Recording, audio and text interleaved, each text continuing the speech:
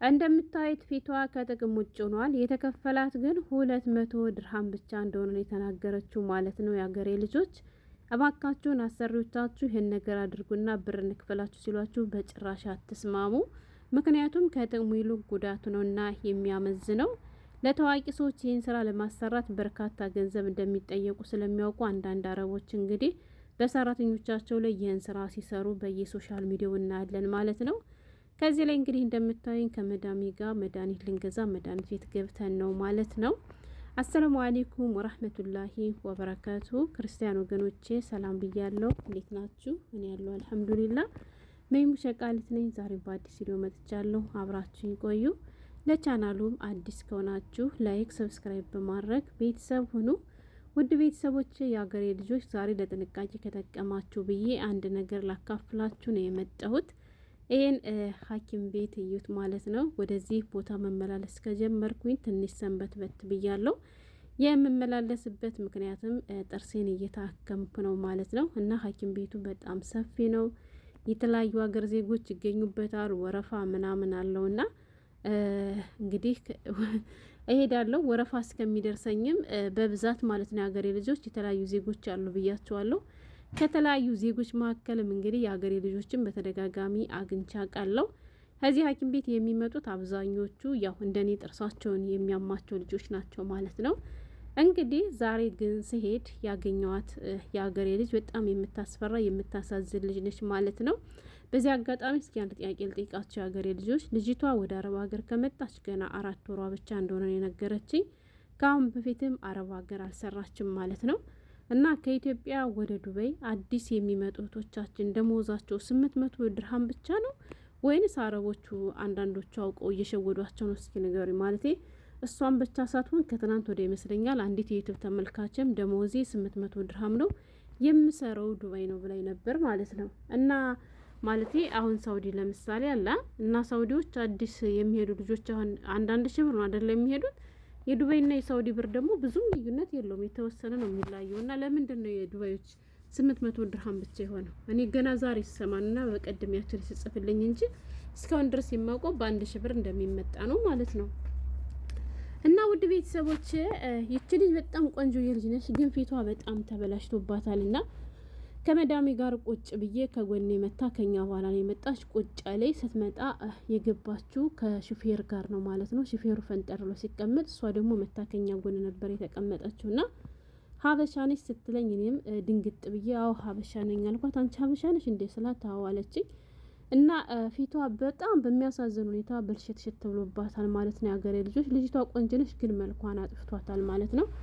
እና እኔ መሰለኝ ብዙ አመት አረብ ሀገር ሰርታ ዱባይ ላይ ደግሞ በስፋት አይታችሁ ከሆነ በተለይ ቤተሰብ ያለበት ቤት ከሆነ ምግብ ከውጭ ላይ ይበሰላል በእንጨት ማለት ነው። በኤሌክትሪክ በምናምን በጋዝ ሳይሆን በእንጨት የሚያበስሉቶች አሉ። በእንጨት አሳ የሚጠብሱ ልጆች ስላሉ እና በዚያ ምክንያት ከሙቀቱ ጋራ እሳቱ ምናምን ተጨምሮባት ፊቷን ያበላሽባት ነበር የመሰለኝ።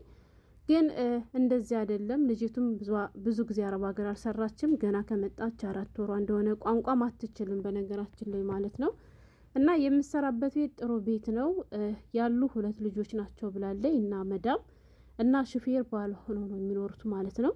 እና ሀገሬ ልጆች የዚች ልጅ የምሰራባት መዳም እንትነች ማለት ነው፣ የሜካፕ ባለሙያ ነች። ገባችሁ? እና በተለያየ ጊዜ ታዋቂ ሰዎችን እያስመጣች ማስታወቂያ ታሰራለች አለች ማለት ነው።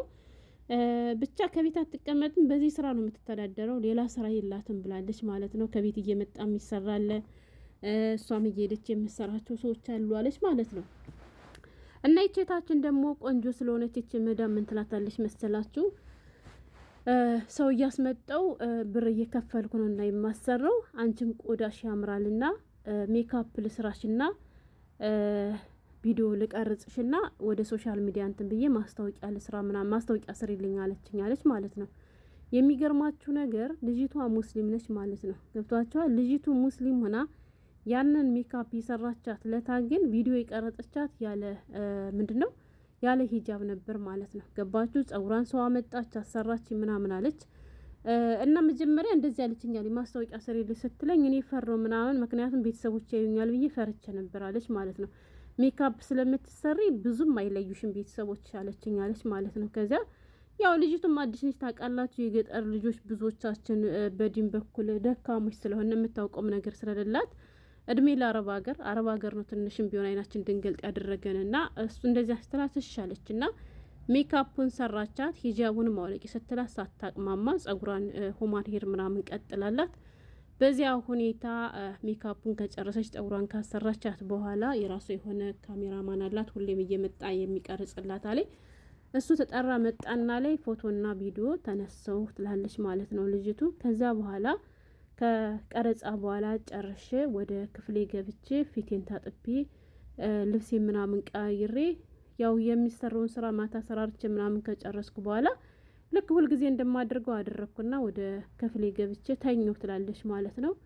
እና ተኝቼ ለሊት ላይ ፊቴን እንትን ያቃጥለኝ ነበር አለች ማለት ነው። ምንድነው ምናምን እያልኩ አለኝ ብዙም እንትን ሳለው እንትን ቀበውታለች ባዝሊን ቀብቼ ተነስቼ ዙሬ ተኘኋለች ማለት ነው። ትዝ አላለኝም ነበር ሜካፕ እንደተሰራው ሁሉ ብላለች።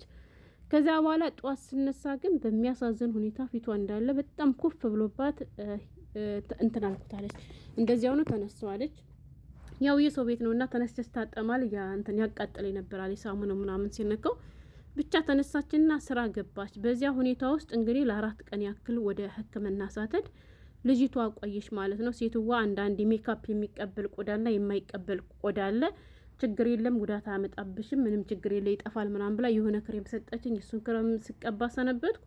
ምንም ለውጥ የለውም፣ እየባሰበት መጣለኝ። ፊቴ ብቻ ሳይሆን አለ አይኔን ራሱ ውስጡን የሆነ ያቃጥለኝ ጀመራለች። ከዚያ በኋላ እንደዚህ እያደረገኝ ነው። ቋንቋ አትችልም ብዙ እንደማገባችሁ ያው ምንድነው ባለ በጥቆማ ምናምን በልቶ የሚያወሩት እንግዲህ አዲስ ቋንቋ የማንችል ልጆች እንዴት እንዳለፍነው ብዙዎቻችን እናውቃለንና ብቻ ያው ፊቷ እንደጠናባት ስታውቅ መዳሟም አልወሰደቻትም። ከሹፌሩ ጋራ ወደ ሕክምና ቦታ ልካት ነው እንግዲህ ከኔ ጋር ከዚህ ቦታ የተገናኘነ ማለት ነው ያገሬ ልጆች። እና ብር ከፍልሻለሁ ብላት ነበር የሰራቻት እና ይህን ስራ ሰርተሽላት ስንት ብር ሰጠች ስላት ግን እሷ ምንድን ያለች 200 ድርሃም ብቻ ነው ከፈለችኝ ያለች። ወላሂ ግን እኮ በጣም ብዙ ብር ነው የሚከፍሉት። ለምንድን ነው ሄድላችሁ የፈለኩት ወይም የቻልኩት? የኔም ከአሁን በፊት እንደነገርኳችሁ የመዳሜ ልጅ አንዷ ካሜራማን ነች፣ አንዷ ደግሞ የሜካፕ ባለሙያ ነች ማለት ነው። እና እነሱም እንደዚሁ ታዋቂ ሰዎችን እያስመጡ ማስታወቂያ ያሰራሉ። እንዲሁም ደግሞ ልንገራችሁ 2018 በፈረንጆች አቆጣጠር 2 የእናቷ ሰራተኞች ተጣልተው የተጣሉ ከማን ጋር ነው? ከሁለት እህቶቿ ጋራ እና ሰራተኞችን ከቢሮ ያመጣቻቸው እህቷ እነዚያን ሰራተኞች ይዛ ከኛ ቤት መታ ነበር ማለት ነው። እና አንዷ ኢትዮጵያዊት ነች፣ አይንሻ ትባላለች፣ ግን ሙስሊም አይደለችም። የተዋወቀቻቸው ግን ሙስሊም ነኝ ብላ ነው። በጣም ነው የምታምረው፣ ቆንጆ ነች። ወላሂ የኦሮሞ ልጅ ነች፣ በጣም ነው የምታምረው። ጸጉሯ ያምራል። በቃ ምንድን አይነት መካረር ነው የሚባለው ጸይ የምትባል ልጅ ነች ማለት ነው። እና እሷን ለስራ እኔም ከዛ በፊት በተደጋጋሚ ጠይቃኝ በጭራሽ ይብያታለሁ። በጭራሽ 1000 ብር ሰጥሻለሁ ትላለች፣ 2000 ብር ሰጥሻለሁ። ኧረ በጭራሽ አልሰራም አልኳት። እንዴ ሂጃብ ለብሰሽ እኮ ነው። በጭራሽ ሶሻል ሚዲያ ላይ መውጣት አልፈልግም አልኳት። እና እሷን ስታት ልስራሽና ብር ልክፈልሽ አለቻት ማለት ነው። አንሻሻለችና ተስማማችና ሰራቻት። ከሰራቻት በኋላ 500 ድርሃም ስትሰጣት አስታውሳለሁ። ከስንት አመት በፊት ማለት ነው። ገብቷቸዋል። ለታዋቂ ሰዎች ግን በጣም ብዙ ብር ነው የሚከፍሉት። እና ለዚች ልጅ ግን የከፈለቻት ይች መዳም 200 ድርሃም ብቻ ነበር ማለት ነው። ፊቷ ግን ከጥቅም ውጭ ሆኗል። አስቡት። ፊቷ እንደዚህ ከጥቅም ውጭ ሆኖባት እንኳን ልጅቷ ምንም አታውቅም ብላ ቋንቋ ስለማትችል አብራርቼ ለሐኪሞቹ እንድናገር እስኪ አብሬያት ለድንኳ ብላ አብራት አልሄደች። ለማን የላከቻት? ለሹፌሩ።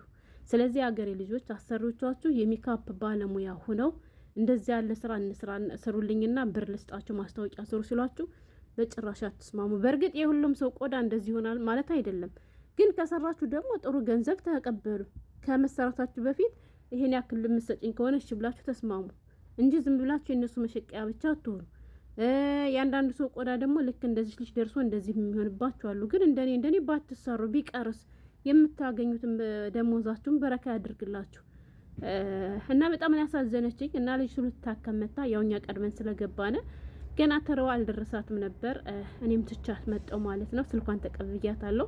እኔም ድጋሜ መሄዳለሁ። ቀጠሮን አልጨረስኩም። ካገኘኋት ሌላ ጊዜም ነግራችኋለሁ ማለት ነው። ተጠንቀቁ።